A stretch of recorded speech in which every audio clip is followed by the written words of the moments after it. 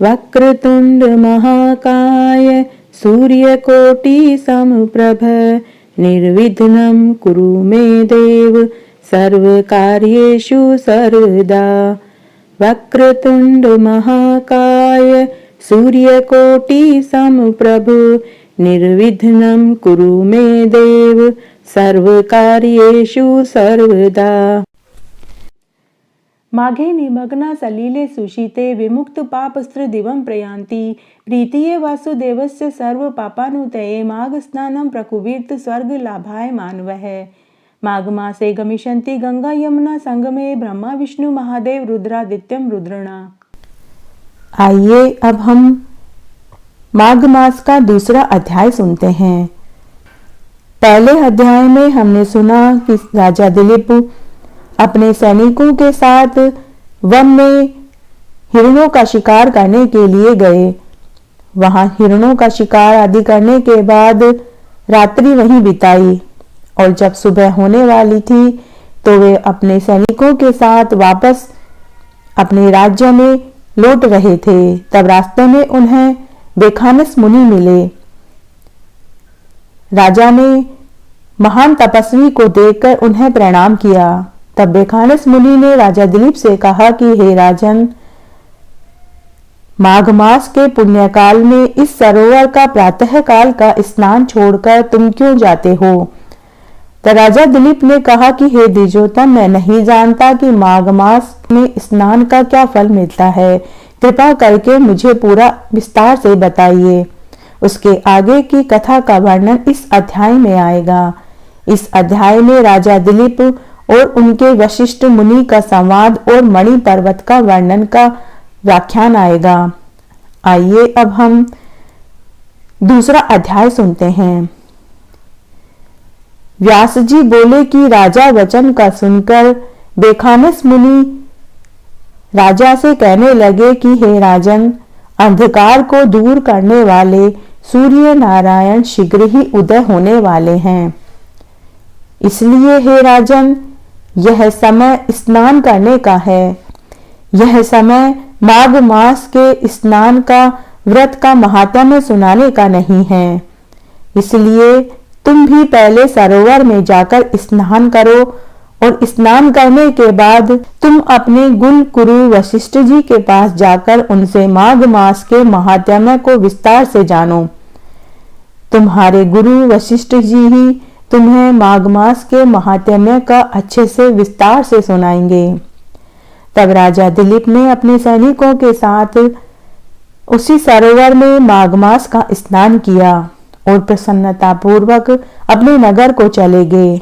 बेखानस मुनि भी वहीं सरोवर में माघ मास का स्नान करने लगे।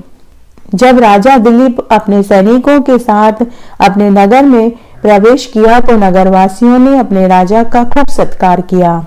राजा अपने महल में जब अपनी रानियों के पास पहुंचे तो उन्होंने बेखानस मुनि वाली पूरी बात उनको बताई। तब रानियों ने कहा कि हे राजन, आप गुरु वशिष्ठ जी से माघ मास के महात्म्य को जरूर पूछिएगा और फिर हमें भी उसका महात्म्य सुनाइएगा। इस तरह राजा ने रात्रि सुखपूर्वक बिताई। प्रातःकाल उठकर राजा सफेद घोड़ों के रथ पर बैठकर सफेद छत्र, श्वेत चवर से शोभायमान आभूषण और सुंदर वस्त्र पहनकर अपने मंत्रियों, सैनिकों और प्रजाजनों के साथ अपने गुरु वशिष्ठ के आश्रम में पहुंचे।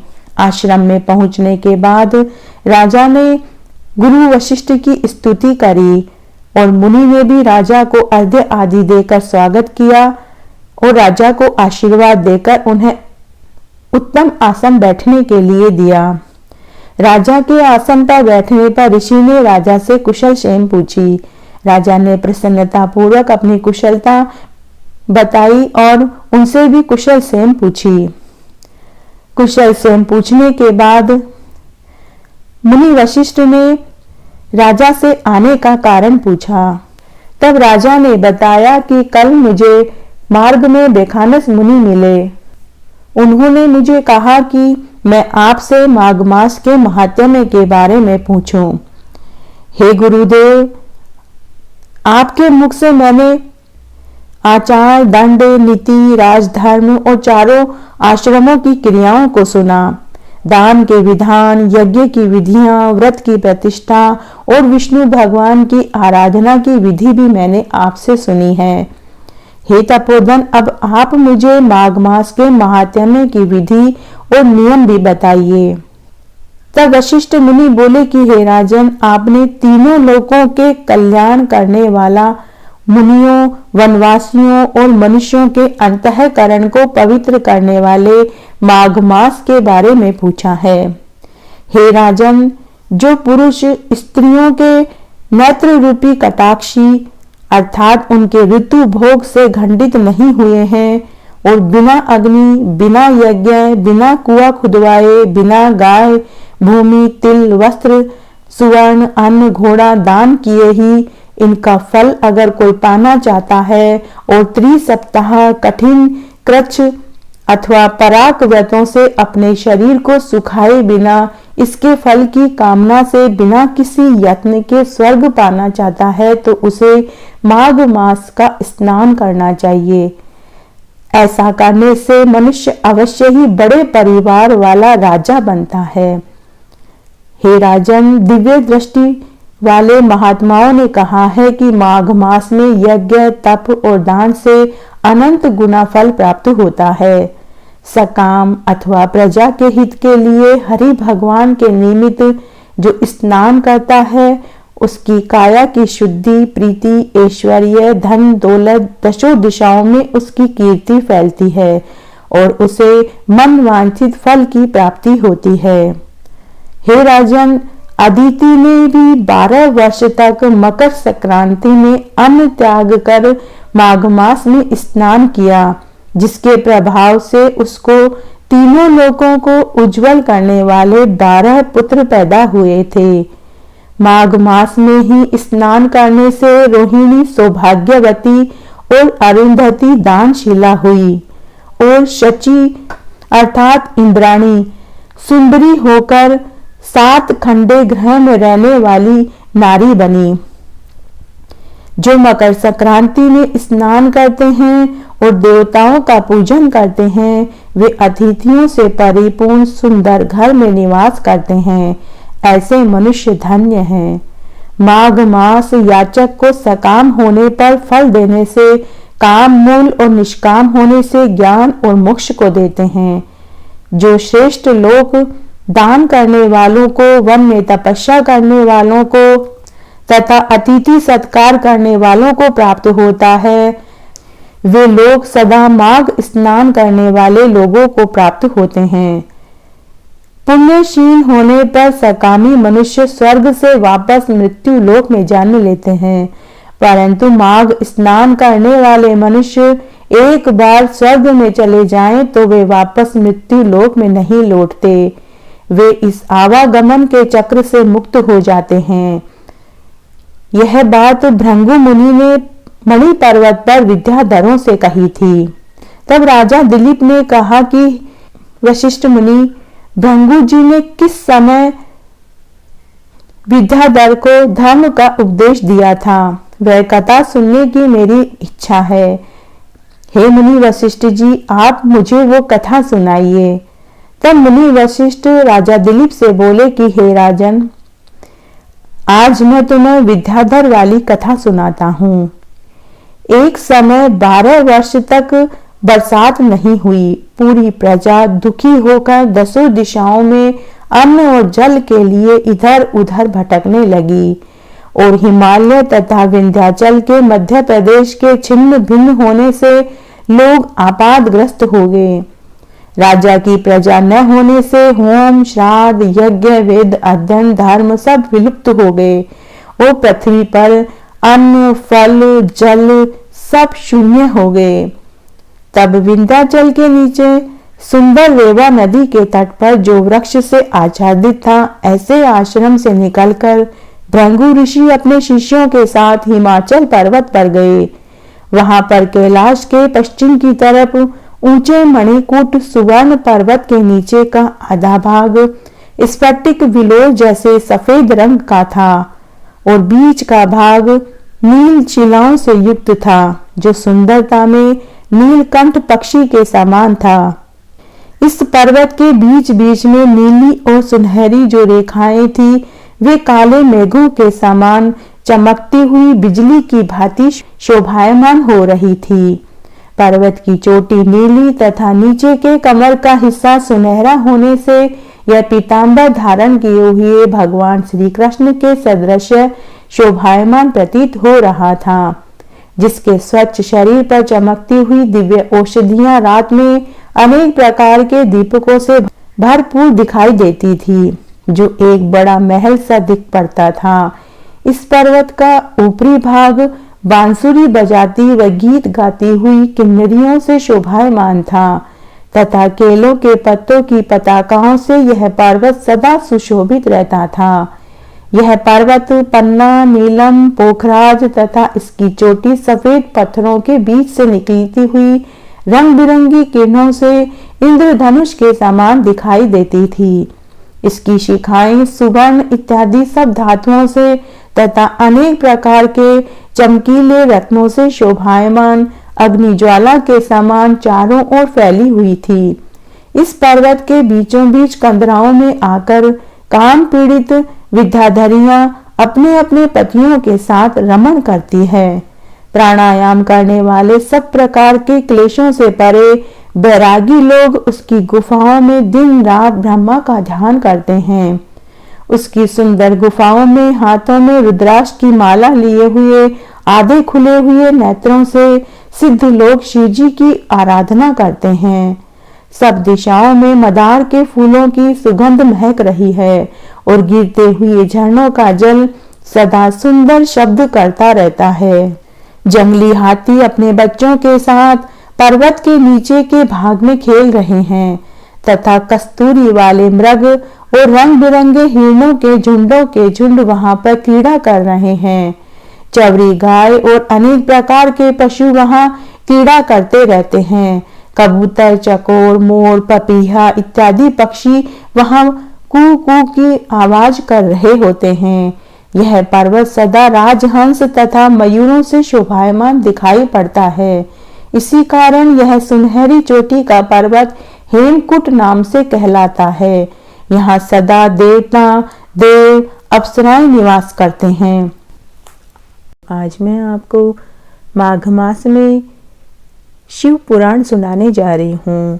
आज हम शिव महापुराण में से भगवान शिव जी के महात्म्य को सुनेंगे।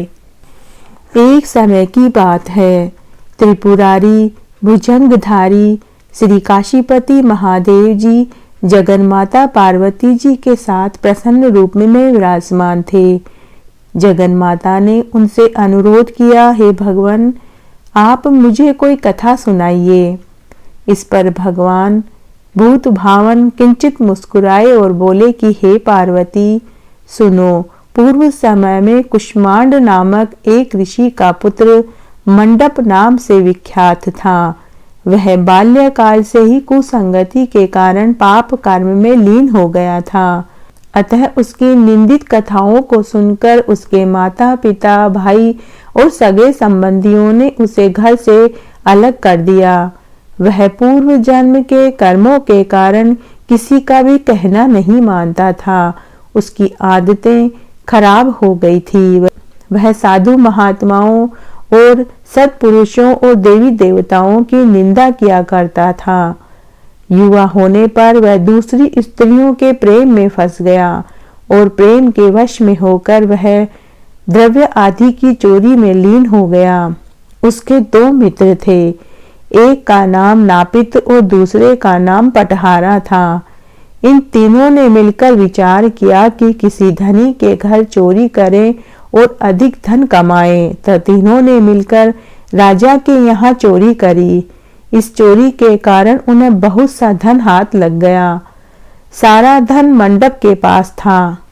दोनों मित्रों के मांगने पर भी उसने उन दोनों को हिस्सा नहीं दिया। इस धन को वह एक वेश्या के यहाँ लेकर चला गया। वेश्या के यहाँ वह प्रेम लीला करने लगा। इस बीच उसको पानी की प्यास लगी तो वेश्या ने उसे मदिरा पिला दी। उसे उस मदिरा का स्वाद कुछ अलग लगा। उसने वेश्या से पूछा कि इसमें क्या था। वेश्या ने जवाब दिया कि इसमें मदिरा थी। मंडप को बहुत दुख हुआ। मदिरा पान करके उसने महापाप किया है, यह सोचकर वह बड़ा दुखी हुआ। पर वेश्या बराबर उसको मदिरा का गुणगान करने लगी और मंडप को बहला फुसलाकर बहुत सारी मदिरा पिला दी और उसका सारा धन उससे ले लिया और उसे अपने घर से धक्का देकर निकाल दिया। होश में आने पर मंडप को बहुत दुख हुआ। वह पश्चाताप करने लगा और अपने मित्रों के पास आया और उसने अपने मित्रों को पूरी बात बताई। उन मित्रों ने कहा कि हे मित्र, तुमने मदिरा पान करके बहुत बड़ा पाप किया है, अब तुमको प्रायश्चित करना चाहिए। तब मंडप ने अपने दोनों मित्रों से कहा कि तुम मुझे प्रायश्चित का कोई उपाय बताओ। बिना प्रायश्चित के मदिरा पान का दोष नहीं मिटेगा, अतः उस वेश्या से सुवर्ण का दान प्राप्त करो। यदि तुम ऐसा नहीं करोगे तो हम लोग तुम्हारी सभी जगह निंदा फैला देंगे। यह सुनकर मंडप और भी दुखी हो गया। वह वेश्या के पास आया और वेश्या से उसने अपना सारा दुख कहा। उसने वेश्या से अपना स्वर्ण मांगा। इस पर वेश्या उसके ऊपर नाराज हुई और बोली कि तुमने जो धन दिया था अब उसकी मांग मत करो। वेश्याएं कभी मिला हुआ धन वापस नहीं करती है, क्या तुमको इस बात का मालूम नहीं था? इस पर मंडप गिड़गिड़ाने लगा, परंतु वेश्या के हृदय पर उसका कोई असर नहीं हुआ। उसने अन्य लोगों को बुलाकर उसे धक्के देकर घर से निकाल दिया। हे पार्वती, इस प्रकार वह मंडप बहुत अपमानित हुआ और वहां से निकाल दिया गया। मंडप विलाप करता हुआ अपने पिता के घर आया। जब मंडप पिता के सामने आया तो दोनों मित्रों ने उसका हाथ पकड़ लिया और बोले कि मंडप, हम लोगों ने मिलकर राजा के यहाँ चोरी करी, पर तुमने हम लोगों का भाग भी उस वेश्या को ले जाकर के दे दिया। यह बात सुनकर मंडप के पिता कुष्मांड मुनि बहुत दुखी हुए और बोले कि तुम बहुत ही बड़े अधर्मी हो, तुमने बहुत बड़ा पाप किया है, तुम मेरे घर से निकल जाओ। तब मंडप के मित्रों ने कुष्मांड मुनि को पूरी बात बता दी कि हम तीनों ने मिलकर राजा के यहाँ स्वर्ण की चोरी करी, परंतु इसने हमारे हिस्से का भाग भी ले जाकर वेश्या को दे दिया। अब हम उससे यह धन वापस चाहते हैं। आप हमारा धन अपने पुत्र से दिलवाइए, अन्यथा हम राजा के पास जाकर इस बात की गुहार लगाएंगे। इस पर कुष्मांड मुनि ने अपने पुत्र का हाथ पकड़ा और कहा कि चलो, मैं स्वयं राजा के पास तुम सबको लेकर चलता हूँ। न्याय प्रिय और धर्मात्मा राजा के दंड देने से पाप का नाश हो जाएगा। पाप का प्रायश्चित न करने पर नरक की यातना भोगनी पड़ती है। इस पर मंडप के मित्रों ने कहा कि हे मुनि, आप अपने पुत्र को हमारे हवाले कर दीजिए। राज दरबार में आपका जाना ठीक नहीं है, हम लोग इससे खुद निमट लेंगे। इस पर मुनि श्रेष्ठ ने कहा कि हे अधर्मी पुत्र, तुम इन लोगों के साथ जाकर राज दंड भोगकर प्रायश्चित करो। तुमने जो किया है वह बहुत बुरा किया है। आज से तुम मेरे पुत्र नहीं हो और मैं भी तुम्हारा कोई पिता नहीं। जब तक तुम प्रायश्चित करके नहीं आओगे मैं तुम्हारा मुंह तक नहीं देखूंगा। मंडप के मित्र मंडप को साथ लेकर चले गए। दूर घने जंगल में ले जाकर उन्होंने उसकी खूब बुराई करी और उसे खूब पीटा। पिटाई के बाद मंडप बेहोश होकर गिर पड़ा। उसके मित्रों ने समझा कि यह मर गया है, अतः उसको मरा हुआ जानकर उसके मित्रगण उसे वहीं छोड़कर चले गए। कुछ देर बाद मंडप को जब होश आया तो वह विलाप करता हुआ एक ओर चल पड़ा। उसके दोनों मित्र एक मंदिर में रात भर भूखे प्यासे टिके रहे और प्रायश्चित करते रहे। प्रातः उठकर उन दोनों मित्रों ने सोचा कि हमें जाकर देखना चाहिए कि मंडप जिंदा है या मर गया है। दोनों वापस उसी स्थान पर आए, लेकिन उन्हें मंडप कहीं नहीं मिला। उन दोनों को बड़ा आश्चर्य हुआ कि मंडप मरा नहीं है, वह जीवित है अथवा कहीं चला गया है। उस दिन शिव महात्म्य को जानने वाले लोग पंचकोशात्मक लिंग की प्रदक्षिणा कर रहे थे। मंडप भी उन लोगों के साथ चला गया। यात्रीगण कर्दमेश्वर के समीप रहे और मंडप ने भी वहां रहकर सारी रात्रि जागरण किया। सब यात्रियों ने उसको साधु मान लिया और इस बात को भी वे मान गए कि यह परम शिव कुष्मांड का पुत्र मंडप है। मंडप शिव व्रतधारी परम शिव साधु के रूप में जान लिया गया। मंडप ने शंकर प्रतिमा के समक्ष नृत्य किया और भजन का गान किया। सज्जनों ने उसकी भक्ति देखकर उसका बड़ा आदर किया। मंडप भी सत्संग में परम भक्ति भाव से रहने लगा। अब उसको ज्ञान हो गया था कि शिव भक्ति के प्रताप से ही उसका आदर हो रहा है और सबका वह प्रिय हो गया है। साथ ही भोजन, धन धान्य, श्रद्धा भी उसको मिल रही थी। मंडप चंडिका देवी के मंदिर में आया। वहां काशी के धार्मिक सज्जनों द्वारा भीम चंडी की पूजा हो रही थी। मंडप का भी वहां बड़ा आदर हुआ। रात्रि में मंडप ने चैत्र महात्म्य कहा और सुना। इसके बाद शिव भक्तों और विष्णु भक्तों ने मिलकर कीर्तन किया। मंडप ने इस नृत्य कीर्तन में प्रमुख भाग लिया। सबने उसकी बहुत प्रशंसा करी। इस प्रकार मंडप का मन शिवजी में लग गया। हे पार्वती, इस प्रकार मंडप मेरे क्षेत्र की प्रदक्षिणा करने लगा। ब्रह्म हत्या, सुरापान और चौर्य कर्म आदि पापों से छुटकारा पाने के लिए मेरी स्तुति करने लगा। इस प्रकार की आराधना से वह सारे पापों से मुक्त हो गया।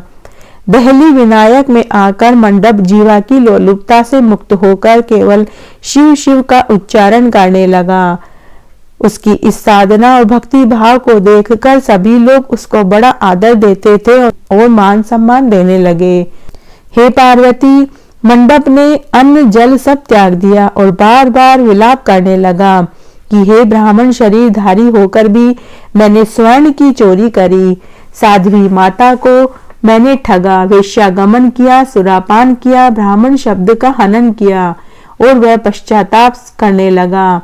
मंडप के मन में यह विचार आया कि मेरे क्षेत्र की प्रदक्षिणा करने से वह सारे पापों से मुक्त हो जाएगा। अतः वह काशी काशी शिव शंकर शिव शिव की रट लगाता रहता और प्रायश्चित करता रहा और मेरे क्षेत्र की परिक्रमा करता रहा। रामेश्वर लिंग में आकर उसने पूजा करी। सोमनाथ में जाकर पूजा करी। सीता और लक्ष्मण के साथ श्री राम जी का पूजन भी किया। पूजन और भक्ति भाव देखकर सर्वत्र उसकी प्रशंसा होने लगी। मंडप ने अन्न जल सब त्याग दिया। उसके बाद वृषभ ध्वज में आकर स्नान और देव पूजन किया। प्रातः काल वरुणा संगम में स्नान किया। मुझे पूजता हुआ वह सभी मंदिरों में आया। उसने आकर बड़ा दान पुण्य किया। सदोष मंडप ने साष्टांग प्रणाम किया और वहां अनेक महात्मा उपस्थित थे। हे पार्वती, मंडप सबके आगे हाथ जोड़कर खड़ा हो गया और पूछने लगा कि हे महात्माओं, मैंने बहुत पाप किए हैं। आप लोग कृपा करके यह बतलाइए कि मैं इन पापों से कैसे छुटकारा पाऊंगा। सभी महात्माओं ने कहा कि हे मंडप, तुम शिव भक्त केशव के भक्त हो गए हो। पंचकोशात्मक लिंग प्रदक्षिणा करने से और शिव कीर्तन करने से तुम्हारे सारे पाप नष्ट हो गए हैं। इस प्रकार सुनकर मंडप ने कहा कि हे सदस्यों गणों, पिताजी ने मुझे घर से निकाल दिया है। अब मैं कैसे घर जाऊं? हे मुनिश्रेष्ठों, पिता को कैसे अपना मुख दिखलाऊं? इस पर सबने कहा कि अब तुम्हारे सारे पापों का पश्चाताप हो गया है, तुम अब आराम से घर जा सकते हो। इस प्रकार मंडप अपने पिता के घर के सामने आया और शिव शिव शंभो शंभो महादेव महादेव का उच्चारण करने लगा। उसकी आवाज सुनकर कुष्मांड मुनि ने अपनी पत्नी से कहा कि हे प्रिय, देखो तो सही, दरवाजे के बाहर कौन शिव शिव का उच्चारण करके मुझे परम सुख पहुंचा रहा है। शिव नाम की अमृत वर्षा कौन कर रहा है। मुनि की पत्नी ने द्वार पर अपने पुत्र को देखा तो बोली कि हे पुत्र, तुम्हारा आना कैसे हुआ? मंडप ने कहा कि हे माता, आपको और पिताजी को महात्मागण बुला रहे हैं। यह सुनकर मंडप की माता अपने पति के पास आई और सारा वृतांत कह सुनाया। हे पूज्यवर, आपका पुत्र शिव नाम का रटता हुआ द्वार पर उपस्थित है। उसका कहना है कि प्रायश्चित करके वह पवित्र हो गया है और अपने साथ कुछ महात्मा लोगों को लेकर आया है। वे प्रायश्चित का परिणाम देंगे। यह सुनते ही कुष्मांड मुनि दरवाजे पर आए और उन्होंने रुद्राक्षधारी शिव भक्त मंडप को देखा।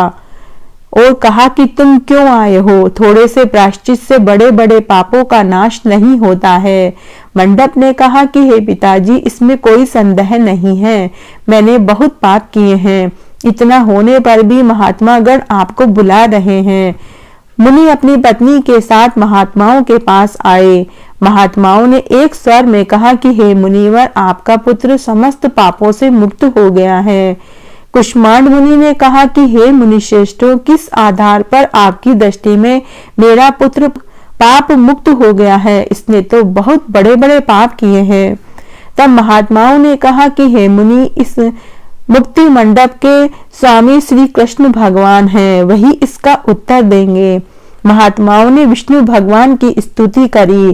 तभी वहां आकाशवाणी हुई, हे स्तुति करने वाले महात्माओं, यह महापापी मंडप जो कुष्मांड मुनि का पुत्र है, अब अपने पापों से मुक्त और शुद्ध हो गया है।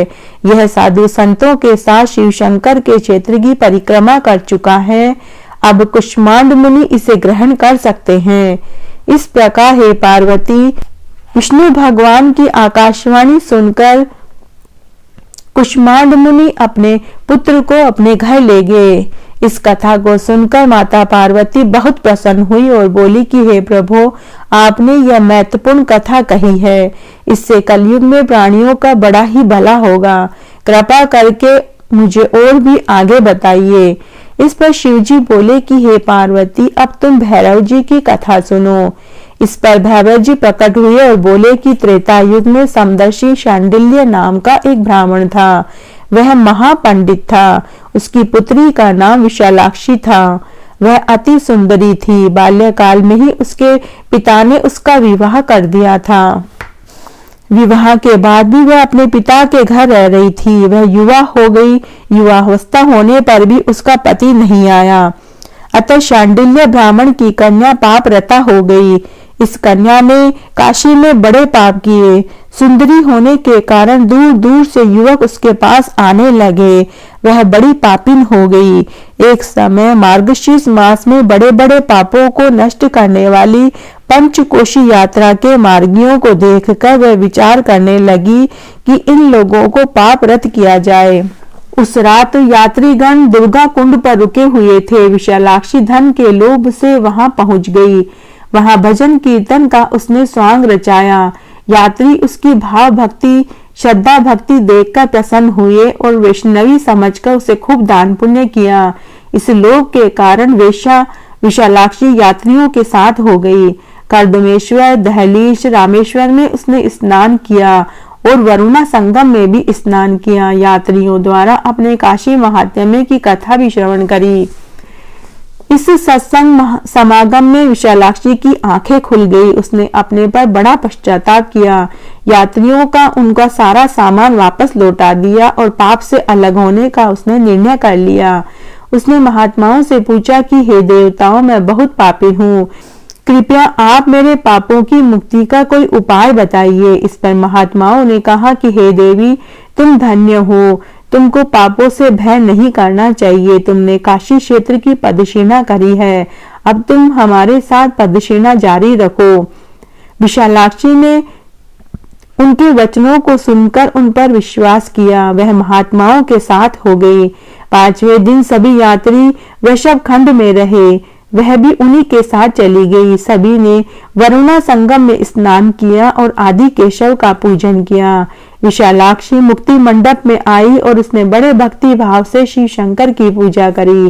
इस पर विशालाक्षी सभी पापों से मुक्त हो गई। उसके पिता शांडिल्य ने बड़े आदर के साथ उसे अपने घर में स्थान दिया। इस प्रकार वह पवित्र हो गई। भैरव बोले, हे पार्वती, यह काशी क्षेत्र का महात्म्य है। इसे पढ़ने, सुनने और सुनाने से सबका कल्याण होगा। इस तरह आज मैंने आपको माघ मास का दूसरा अध्याय सुनाया। आगे के अध्याय के लिए भी आप इसी तरह मेरे साथ बने रहें। धन्यवाद।